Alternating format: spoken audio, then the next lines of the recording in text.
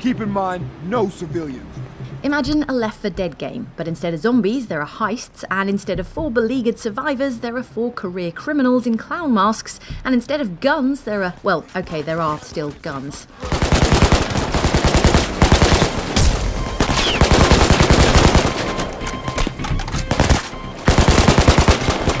Payday 2 is all of the above and also a sequel to the original heist 'em up called Payday the Heist, made by Overkill software, which came out in 2011 for PC and PS3. Like the first game, it's a downloadable title, but unlike the first game, it's also coming to Xbox Live Arcade. It comes out this summer. We went to Simon Vickland of Overkill for the elevator pitch. The elevator pitch for the first Payday was it's Left 4 Dead with cops instead of zombies.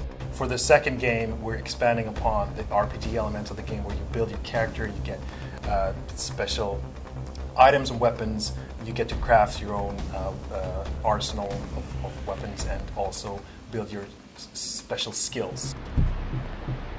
5x5, you're still okay. Where the first game was more of a heist-themed FPS, Payday 2 aims to deepen the experience as a 4-player co-op heist simulator. The first game was more of a shooter, and this is more of a shooter and everything else as well.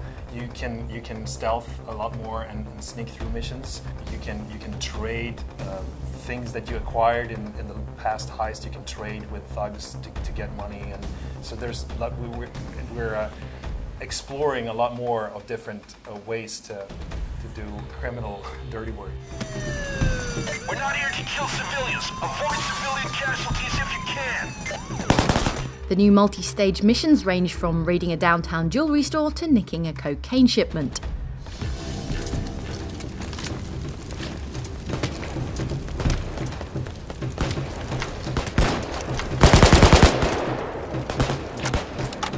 First game, it was more like a self-contained, like you're going in, you steal the money, and then you get out, and then the mission is done once you get to the escape vehicle. Now you actually get to play what happens next.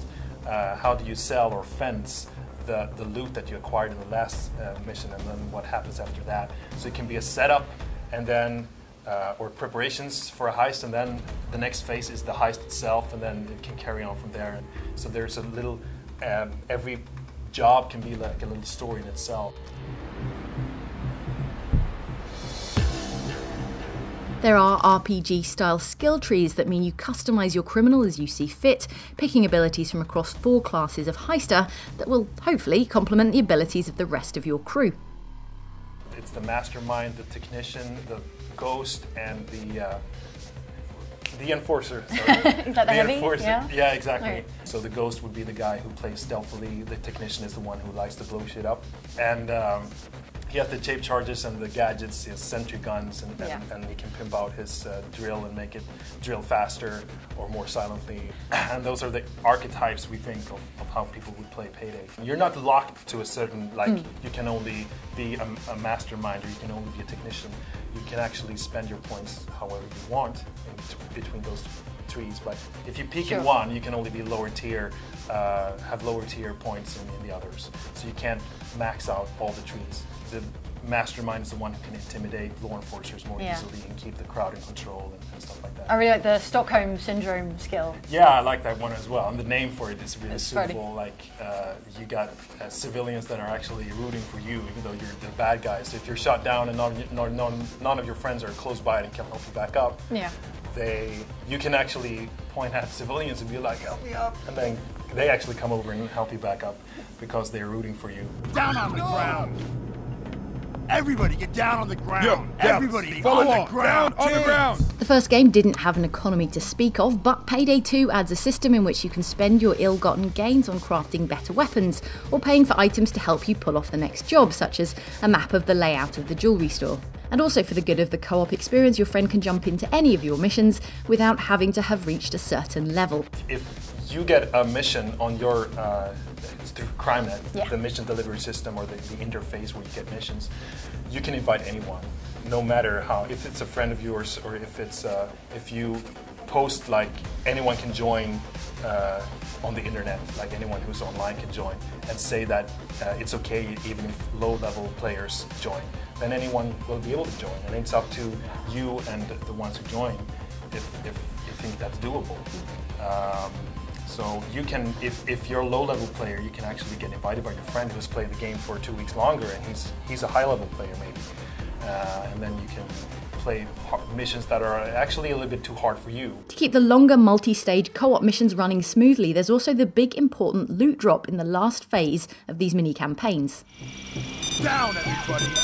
Get down! Get the civilians down. Everybody, get the fuck down! There's the hall. Hall's all the way. We call it Payday. Yeah. It's the loot drop that comes at the very end of a job. Even if it's like a 3-phase job, you need to play it until the 3rd phase, and you've actually completed the job to get the real payday, so to speak. And that's where you can get some rare loot and stuff that you can't acquire in any other way in the game.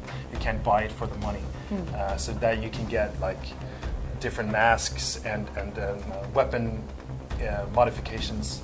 Yeah. And rare stuff. Yeah, it's like the sort of the loot drop at the end of an MMO dungeon. Keep Exactly. everyone there for that. Yeah. Okay. So you don't want to rage quit just because something goes wrong and it becomes more difficult. If you can still make it, you want to hang in there and try to do it. That was Payday 2 coming to XBLA this summer. We'll bring you more on it as we get it on Outside Xbox.